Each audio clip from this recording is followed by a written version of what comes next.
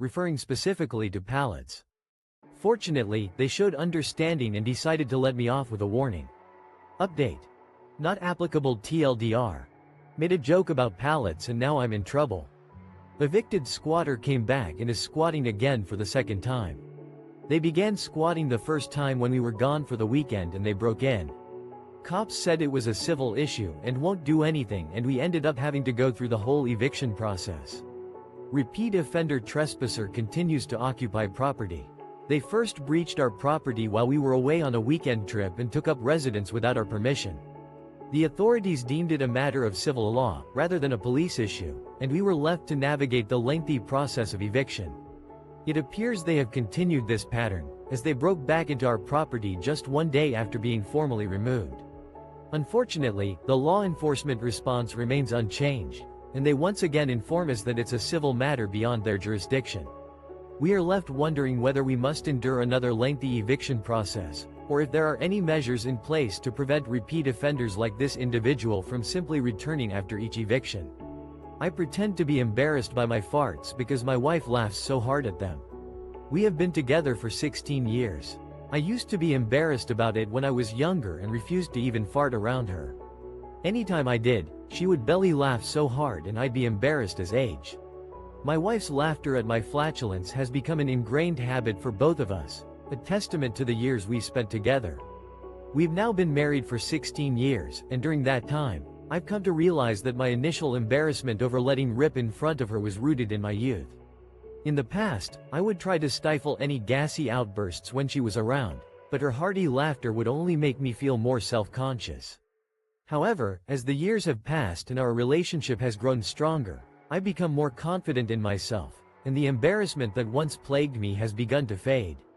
Despite feeling more at ease with it now, I still find myself pretending to be mortified whenever she laughs at my flatulence. There's something endearing about her reaction that I find hard to resist, and it's a reminder that even on the most mundane days, I have the power to bring her joy with something as simple as a fart. As I look back on our years together, I'm grateful for the familiarity and comfort that comes with knowing my wife's laughter is always within reach, and I don't see myself ever losing this quirky aspect of our relationship. Edit. This story has been just had my divorce hearing and I realized how much I loved my husband when the meeting was over. I just broke down. I think it started sinking in how real it was. I didn't realize the extent of my love for him. It's quite baffling to me how someone you love so much cannot. A glimpse of unrequited love as I left the courtroom after the finalization of my divorce. I was overcome by a profound sense of sorrow. It was in that moment that the harsh reality of our situation truly set in, and I was met with a startling realization: the depth of my love for my ex-husband. It's a peculiar phenomenon, how someone's affection can be met with such indifference. In the aftermath of this epiphany, I couldn't help but feel a mix of emotions. While I don't harbor any regret for making the decision to end our marriage, especially considering the toxic circumstances that led me to file for divorce, I do find myself grappling with the notion that loving him unconditionally was, in hindsight, my greatest mistake. I want to emphasize that my decision to seek a divorce was not taken lightly, and it was motivated by a desire to escape the abusive dynamic that had become an integral part of our relationship. However, the painful truth is that letting go is never easy, especially when it involves surrendering the hope that one's love might be reciprocated. Edit TLDR update: Florida landlord wants to evict me because of drugs use, but they were legally prescribed to me. I was prescribed medication for a mood disorder which I left on the counter when my landlord came in to fix something.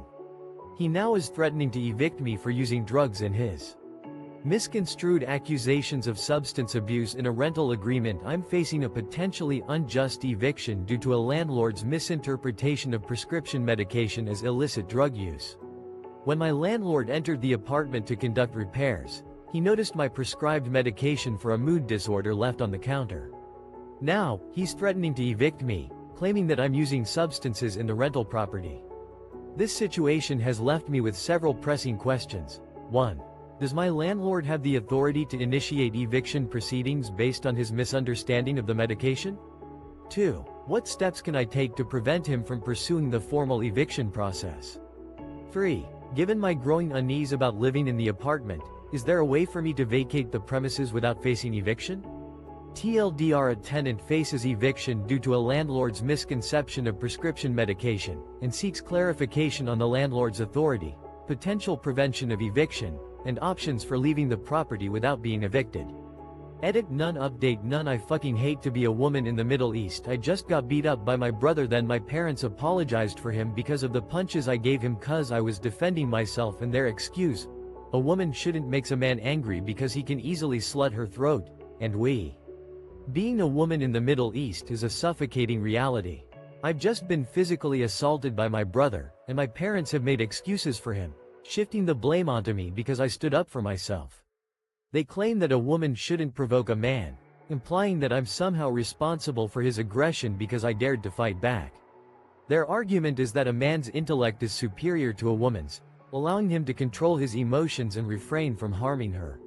When I express my outrage at this unjust reasoning, my father accuses me of being irrational, suggesting that I'm prone to madness. His words cut deep, making me feel like I'm walking on a thin line between sanity and despair. Every day, I'm consumed by thoughts of ending my life, hoping that fate will intervene and spare me from the cruelty that surrounds me. TLDR: a young woman in the Middle East experiences physical and emotional abuse at the hands of her family, who justify their behavior by citing traditional and patriarchal norms. AITA: for not wanting my mill around my children anymore? My son is 5 and will always come and tell an adult when something is wrong. When we go to my mill house, he'll come to me and tell on his cousins if they're doing something wrong. My mill often cuts him off when he's TR. Am I the asshole, AITA, for wanting to limit my mother-in-law's interactions with my children? My 5-year-old child is known for speaking up when he encounters any issues. When we visit my mother-in-law's house, he often seeks me out to report any misbehavior by his cousins. However, my mother-in-law frequently interrupts him and labels him a tattletale, which I find to be an unsatisfactory way to handle the situation. I believe that when children have concerns, they should be encouraged to express them, rather than being discouraged. I've brought this matter to my mother-in-law's attention, but the behavior continues. In light of this, I've shared my concerns with my husband, expressing my unease about taking my child to her house anymore. Unfortunately, my husband thinks I'm being overly sensitive. TLDR: I don't want my mother-in-law to influence my child's behavior by calling him a tattletale when he reports issues. I, 27F, changed my appearance and my fiancé, 30M, is offish about it. My fiancé, 30M, and I, 27F, have been together for 5 years and he has never really been outwardly observant. I cut off all my hair last month and he never said a word. Anytime I change something about myself, a change in my appearance has left my fiancé